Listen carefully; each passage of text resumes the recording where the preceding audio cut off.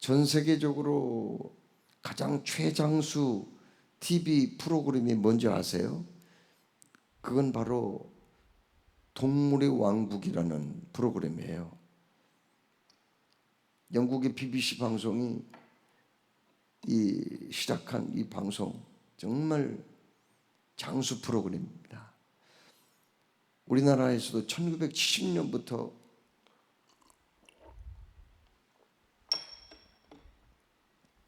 동물의 왕국을 방영했는데 벌써 50년이 넘었지만 지금까지 방송을 하고 있어요. 근데 그 동물의 왕국의 스토리는 너무 단순해요. 먼저 초식동물들이 등장합니다. 물소나 혹은 영양이나 사슴 같은 이런 초식동물들은 낮에 이제 이곳저곳 다니면서 풀 먹죠. 그래서 살을 찌웁니다. 그러면은 뜨거운 낮에는 그늘 밑에서 낮잠이나 즐기던 사자, 표범 이런 것들 있잖아요. 이것들이 해가 기울면은 서서히 이제 일어나서 활동을 시작합니다. 그것들의 활동은 뭐예요? 연약한 그 동물들, 초식 동물들을 먹잇감으로 잡아먹는 거죠. 그러면은 초식 동물들은 먹히지 않기 위해서 안간힘을 다하여 도망을 가고, 거기 그 맹수들은 그 초식 동물들을 뒤쫓아가는 이런 것들이 동물의 왕국의 빤한 스토리예요. 그럼에도 불구하고 그것들을 사람들은 즐겨봅니다. 왜 그럴까요? 동물의 세계를 보면은 꼭 인간 세계하고 똑같거든요. 우리 인간 세상도 약육강식의 논리가 통하단 말이에요. 강한 사람은 결국은 약한 사람들을 지배하고, 강한 나라가 약한 나라를 지배해서 자기 종으로 삼고 식민지 국가로 삼아서 포탈하는 이런 짓을 하는 거죠. 우리나라도 한반도에 연약한 조그만 나라이다 보니 얼마나 외침을 많이 받았는지 몰라요. 다른 나라의 지배를 받기도 했습니다. 정말 한맺히고 서러운 역사가 대한민국 역사예요. 눈물이 없이는 읽을 수 없고 눈물이 없이는 공부할 수 없는 역사가 우리 한국 역사거든요.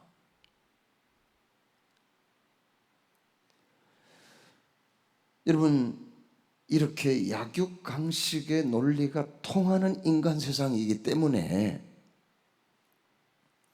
사람들은 힘을 기르려고 노력을 합니다. 그래서 한반도도 남쪽 대한민국은 한미 방위 상호 조약을 미국과 맺어서 서로를 돕자고 그렇게 결의를 했습니다. 북쪽도, 북한도 조중 군사 동맹 조약을 맺어가지고 그 사람들도 유사시에는 서로 힘을 합하여서 대처하자, 그런 조약을 맺고 있어요. 여러분, 그러면 국력을 무엇으로 말할 수 있을까요? 여러분, 국력은요, 첫째는 군사력이 있어야 돼요. 그 다음에 또 국력을 강하게 하려면 경제력도 있어야 되거든요. 그리고 군사력과 경제력을 조화시키고 잘 운영할 수 있는 행정력이 있어야 돼요. 지도적 리더십이 있어야 돼요.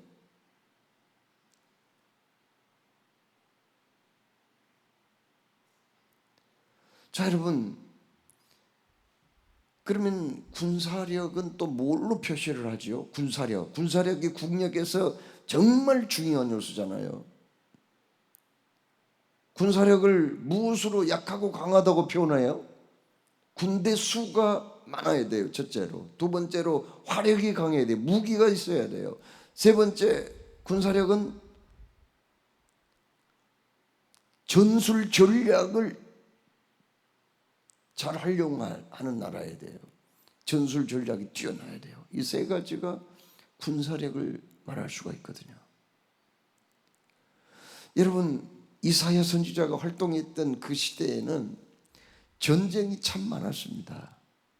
그런데 이스라엘이라는 나라는요, 강대국의 틈바구니 있었어요. 여러분, 지도를 보면 이스라엘 나라는 중동 지방에 있어요. 그리고 지중해변에 자리 잡고 있는 나라거든요.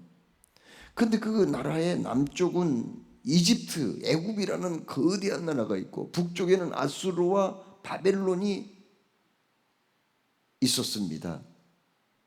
이 강대국들이 서로 싸움을 하는데 중간에 이스라엘이라는 나라가 있다 보니까 이스라엘을 지나가야 서로 충돌을 할 수가 있습니다. 싸울 수가 있는 거예요. 그러다 보니 이스라엘은 강대국의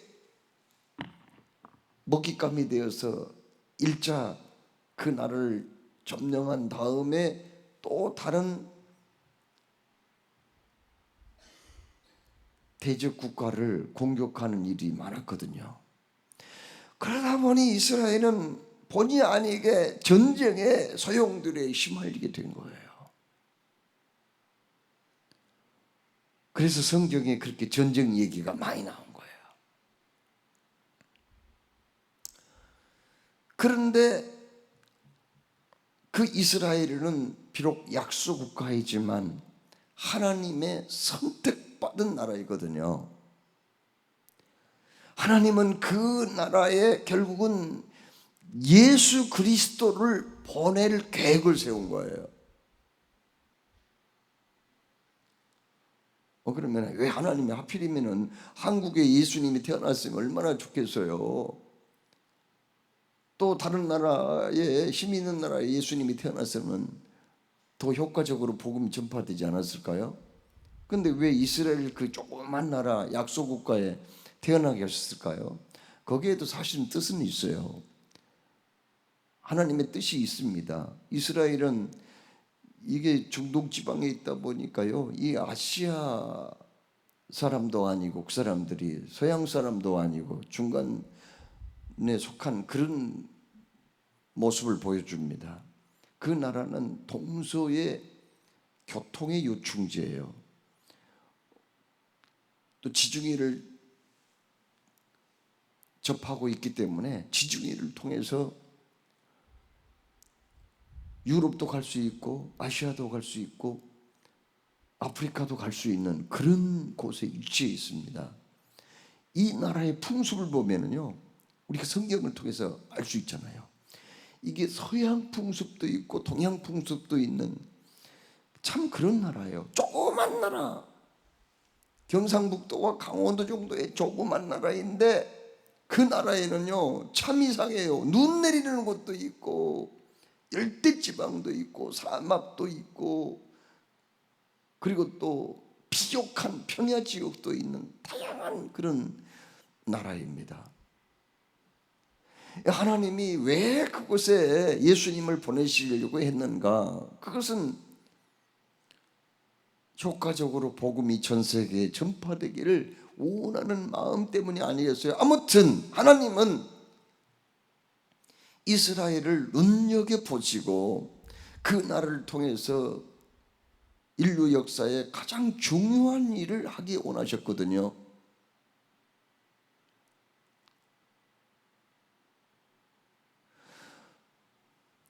우리 하나님께서 어찌하여 너를 버릴 수 있겠느냐? 어찌하여 너희들을 놓아버릴 수 있겠느냐? 어찌하여 너희들을 아드마같이 놓겠으며 스보인같이 두겠느냐? 내 마음이 내 속에서 돌이켜 나의 긍휼이 온전히 불붙듯 하도다. 이렇게 주님이 분명히 이스라엘 향하여 약속했거든요. 그런데 그 당시에 권세자들, 전쟁이 빈번하고 이스라엘 나라가 이태로워지자 그들은 뭘 결정했는가? 애굽으로 내려가자, 그렇게 결정을 했습니다. 애굽은 오늘날 중국과 같이 그렇게 거대하고 인구도 많고 군사력이 강한 나라였어요. 거기에 그냥 속국이 저절로 되자는 거예요. 좀 그들이 힘을 빌려서 그나마 생명을 좀 부지하자는 말이에요. 나라의 명맥을 유지하자, 그런 뜻으로 애굽으로 내려가자, 이스라엘의 지도자들이 그렇게 결정을 했습니다. 왜 애굽으로 내려가자고 했죠? 애굽의 도움을 받자는 거예요. 첫째로 애굽에는 말 있잖아요. 우리나라에서는 말 어디서 많이 길러요? 우리나라 제주도에서 많이 기르는데, 그 당시에 세계에서 가장 멀리 뛰고 다리가 강하고 힘이 센 덩치가 큰 말은 대개 애굽에서 생산이 많이 됐어요. 그래서 애굽에 가서 그 말을 좀 구하자는 거예요. 군사력의 상징입니다, 말은. 그 다음에 애굽에 왜 내려가자는 거예요? 애굽에는 그 당시에 철병거가 유명했습니다. 철병거가 뭐예요? 오늘로 말하자면은 탱크예요. 전차예요. 우크라이나와 러시아가 싸움하는데 거기에서 가장 많이 활용되는 게 전차 아니에요? 그 당시에도 병거, 애굽에는 튼튼한 병거가 많이 있었습니다. 그래서 그걸 구하러 가자는 거예요. 그런데 하나님이 오늘 뭐라고 말씀합니까? 하나님은 이렇게 말씀합니다. 너희들은 애굽에 내려가지 마라. 애굽으로 내려가는 자는 화 있을진저, 이렇게까지 말씀하세요. 화 있을진저. 애굽에 내려가지 말라는 거예요. 아니, 연약한 나라가 힘이 없으면 강대국을 의지하고 무기라도 구해서 국방을 튼튼히 하는 게 뭐가 나빠서 하나님이 애굽에 내려가지 말라고, 애굽에 내려가면은 화를 당할 것이다, 도움을 받는 자만 화를 당하는 게 아니라 도와주는 자까지 화를 당할 것이다. 왜 그렇게 말씀하세요? 이스라엘을 망하라고 작정을 하신 거 아닙니까? 왜 거기 내려가지 말라고 그래요? 아니, 거기 가서 무기 좀 구하는 게 뭐가 나빠요? 아니, 거기 가서 좀 철병거 좀 구해서 오면은 좀 아부하고 빌더라도 철병거 좀 준비해 놓으면 그래도 도움이 되지 않을까요? 그런데 애굽에 왜 내려가지 말라는 거예요?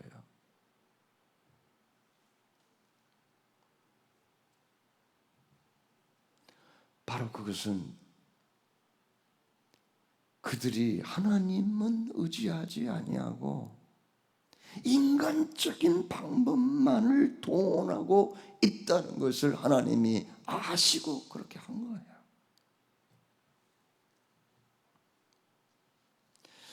그래서 2절에 여호와께서도 지혜로우신즉 재앙을 내리실 것이라 그의 말씀들을 변하게 하지 아니하시고 일어나서 악해가는 자들의 집을 치시며 행악을 돕는 자들을 치시리니. 3절에 뭐라고 말씀합니까? 애굽은 사람이요 신이 아니며 그들의 말들은 육체요 영이 아니라 여호와께서 그의 손을 펴시면 돕는 자도 넘어지며 도움을 받는 자도 엎드러져서 다 함께 멸망하리라. 이렇게까지 말씀하세요. 자, 그러면 왜 애굽을 의지하지 말라는 거예요? 왜 애굽에 내려가서 그런 것들을 구하지 말라는 거예요? 그것은 다름이 아니라 그것들은 사람이요 신이 아니라는 겁니다. 하나님은 누구예요? 그러면은 의지해야 할 하나님은 사람이 아니라 신이라는 거죠. 그들의 말들은 육체요 영이 아니라는 겁니다. 육체를 의지하지 말라는 거예요. 영이신 하나님을 의지하라는 거죠. 한번 손을 펴시면은 어떤 사람도 넘어뜨리고 어떤 국가도 넘어뜨릴 수 있는 능력이 많으신 하나님을 의지하라 이렇게 말씀하셨습니다. 어떤 분은 하나님만 의지하라 그러니까 병원도 가지 말고 약도 먹지 말라 그러는 그런 분이 있어요. 그걸 여러분 어떻게 생각하죠? 하나님 의지하고 기도만 해야지 무슨 약을 먹고 또 병원에 가느냐. 그런데 우리가 기억해야 할 것은 약은 누가 만들어요? 하나님이 약을 만들 수 있는 지혜와 기술과 능력도 주시는 거 아니에요? 의술은 누가 만들었어요? 의술 하나님이 만드신 거죠. 하나님의 치료 방법은요, 자연 치료 방법이 있고요, 의술과 약을 통한 치료 방법이 있고 초자연적인 치료 방법도 있는 거거든요. 이것들 다 우리가 인정을 해야지 치료의 방법을 어느 한 부분만을 국한할 수는 없는 거죠. 우리가 그러면은 하나님 의지하면 무기도 만들지 말고 군대도 보내지 말고 군사훈련도 받지 말라는 건가? 그건 아니에요. 그건 아니고요. 하나님이 첫째라는 거죠. 이 모든 것을 주관하시는 분은 하나님이시라는 것을 먼저 인정을 해야 되는데, 그 당시에 이스라엘 지도자들은, 애굽에 내려가는 자들은 하나님을 빼버렸어요. 하나님을 망각해버렸어요. 하나님을 죄시켜버린 거예요. 그리고 인간적인 방법만을 동원한 거예요. 자, 여러분, 하나님은 어떤 분인가요? 하나님은 인간의 생사화복을 주관하신 분이죠. 하나님은 어떤 분이에요? 하나님은 한 국가의 흥망성쇠를 주관하신 분입니다. 하나님은 역사를 주관하시는 분이에요.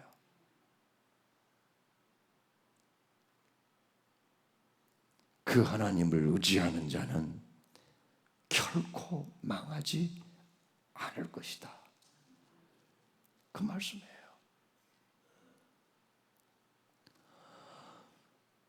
성경을 읽어보면은 수많은 나라 이름이 거기 등장하는데, 그 나라 중에는 지금은 존재하지도 않는 없어져 버린 나라들이 수를 셀 수가 없어요. 그러나 하나님의 택함 받은 백성 이스라엘은 지금도 존재하잖아요. 하나님의 말씀대로 말입니다. 자, 8월을 맞이하는 우리들에게 하나님 오늘 말씀하세요. 의지하라. 하나님을 더욱 의지하라. 너의 계획, 행하는 일들, 그리고 모든 생각 속에 하나님이 먼저 해야 되고, 하나님이 중심이 되어야 되고, 하나님이 목적이 되어야 된다는 거예요. 하나님 목적이 되어야 된다. 우리가 찬송을 불렀습니다. 그 찬송이 오늘 아침에 얼마나 은혜가 되는지 몰라요. 예수는 나의 힘이요 나의 생명 되시니 구주 예수 떠나 살면 체중에 빠지리. 위로하고 힘주시리 오직 주 예수. 예수는 나의 힘이요 내 친구가 되시니 그 은혜를 간구하면 풍성히 받으리. 햇빛과 비를 주시고 추수할 곡식 많도다. 귀한 열매를 주시는 이도 주 예수. 얼마나 이 가사가 은혜가 되는지 몰라요. 우리가 오늘 아침에 이 찬송 힘차게 불렀습니다.